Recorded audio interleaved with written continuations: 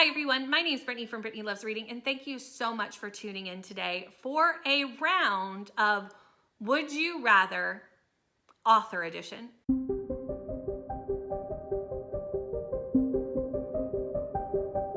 What I've done is I went on my Instagram and asked for some of my followers' favorite authors. I went through that list and picked a few, I think I picked about 7 that I had access to the book. Either I owned the book physically or I had it on my Kindle.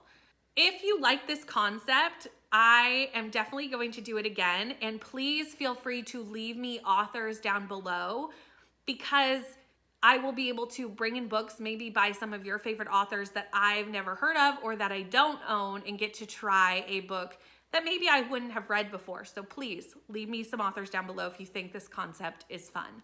But this time I had to go with books that I had kind of quick access to because I had the idea for the video yesterday and I'm filming it today. So that's what we're doing today.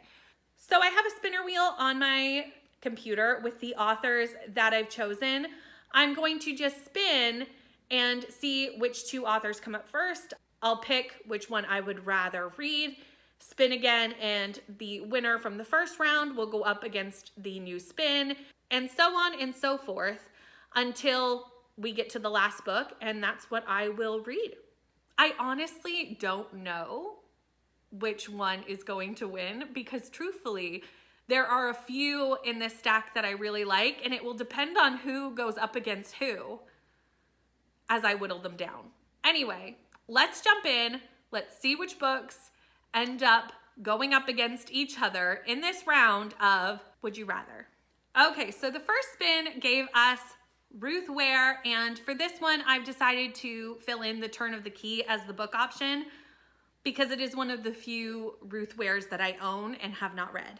This is a haunted house story where we follow Rowan, who has decided to take a live-in nanny position at this haunted house.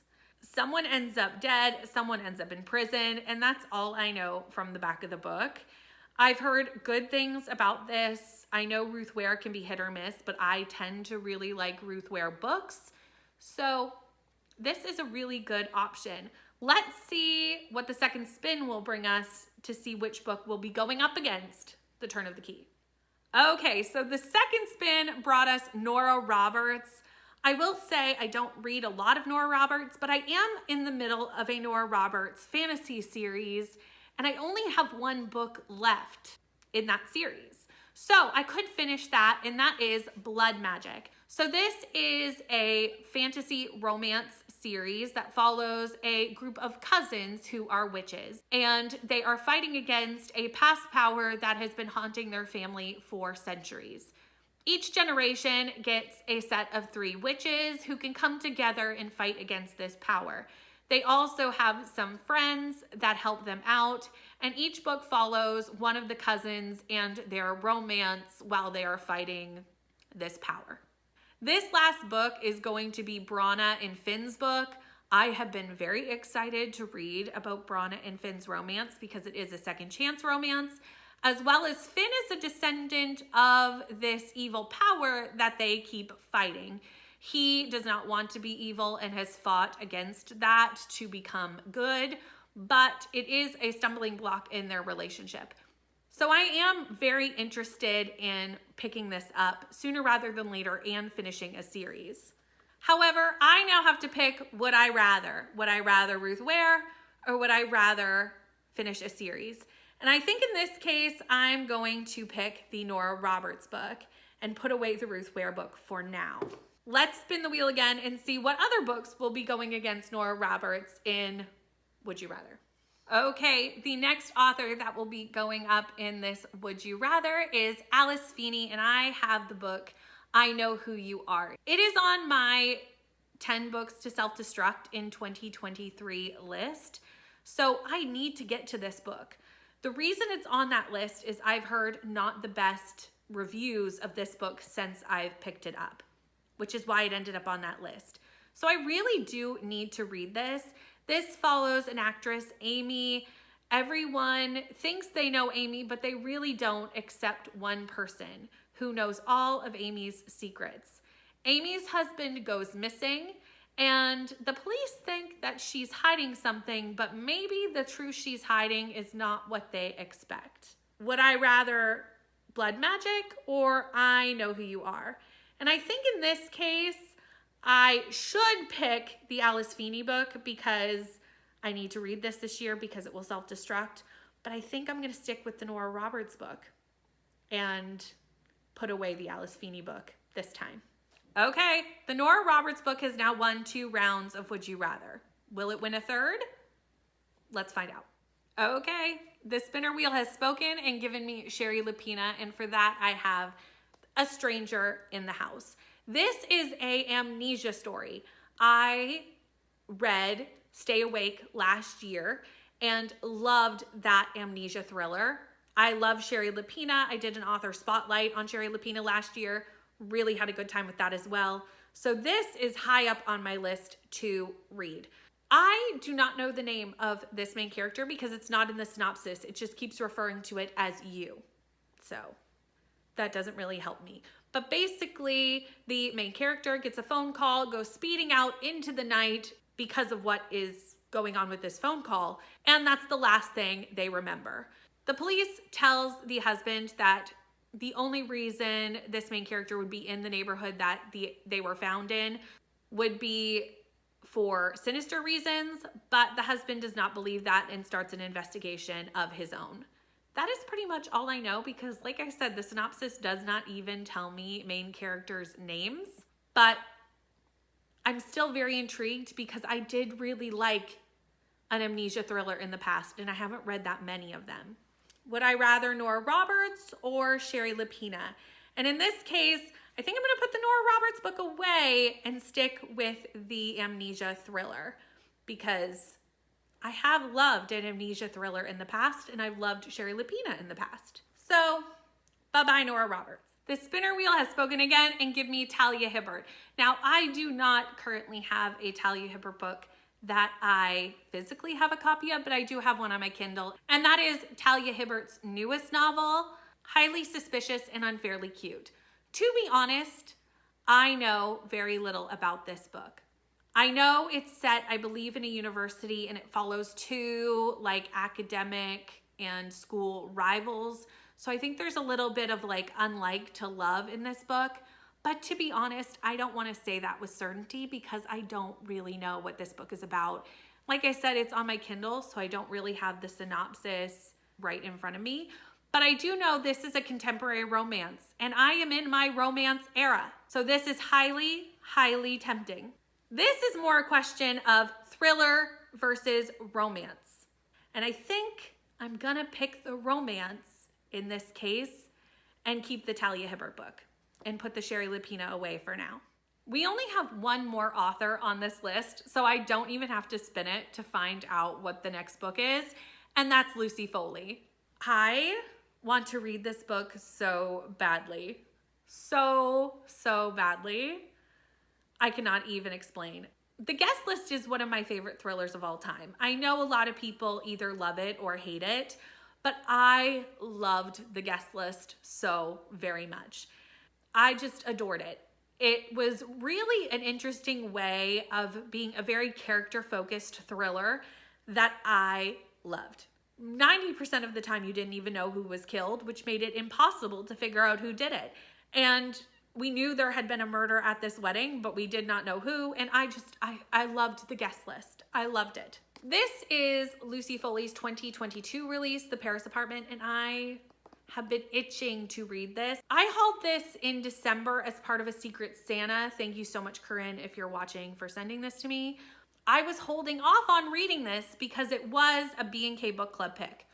We changed our book club picks for the year for a couple of reasons, and this one was one of the ones that got taken off.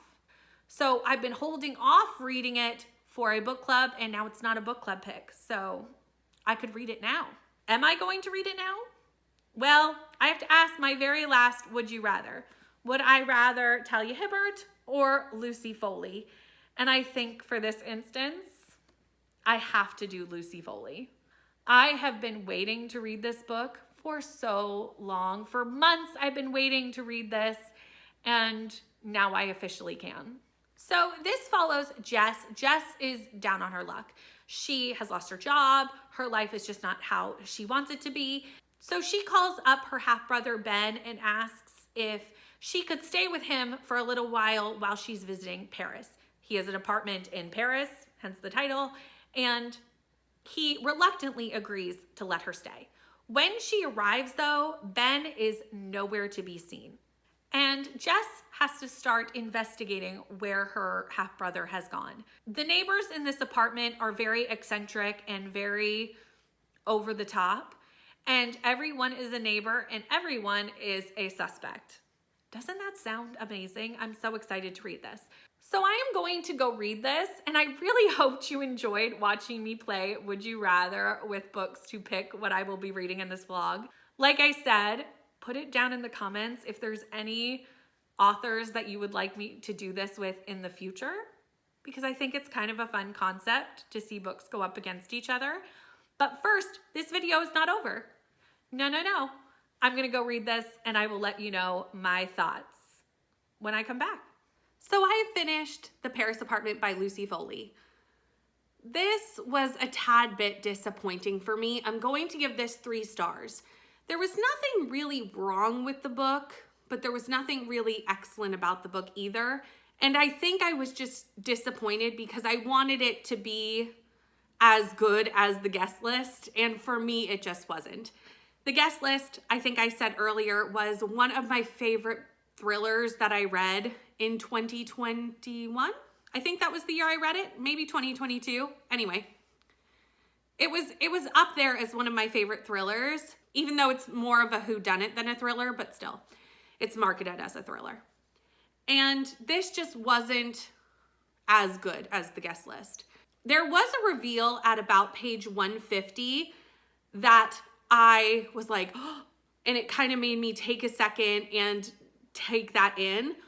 But that was pretty much the only really surprising reveal in this whole book for me. The characters in this book were just not up to the character work of The Guest List, which is what I loved about The Guest List so much. Anyway, let's stop comparing the 2 books and I'll talk about this one. This follows Jess. Jess has recently kind of had some things happening in her life and has decided to go stay with her brother in Paris. When she arrives, Ben is gone. He has left her a voice message saying, let me know when you get here, I'll come let you in. So she's definitely expecting him to be there, but he isn't. At the end of the voice message, she can kind of hear that it stopped abruptly and something kind of got Ben's attention. There are definitely some sinister things that she sees around the apartment. The fact that his phone is still there, his wallet's still there, his motorcycle is still there. Like, there's reasons for Jess to be concerned about what has happened to Ben. She starts looking into and talking to all the people who live in this apartment building. We have the socialite, the concierge, the best friend, an alcoholic lives in this apartment. It's an eclectic group of people living in this apartment. And we start wondering who had reason to maybe know what was going on with Ben. Why was Ben living in this apartment? Was he doing things that maybe he shouldn't have been doing that got him in trouble? What is going on? Where has Ben gone? And that's what we look for in this book. However, I did not really care about any of the characters, including Ben, to be honest, and you kind of need to care about the person that Jess is looking for.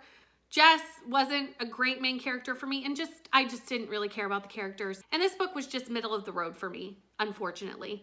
So like I said, it's gonna get a 3-star. There was really nothing wrong with the book. There was really nothing great about it, just middle of the road.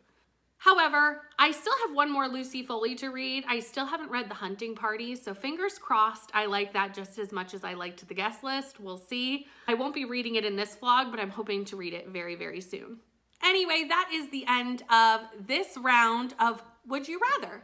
Anyway, thank you so much for watching. Please like, comment, and subscribe, and I'll see you in the next one. Bye.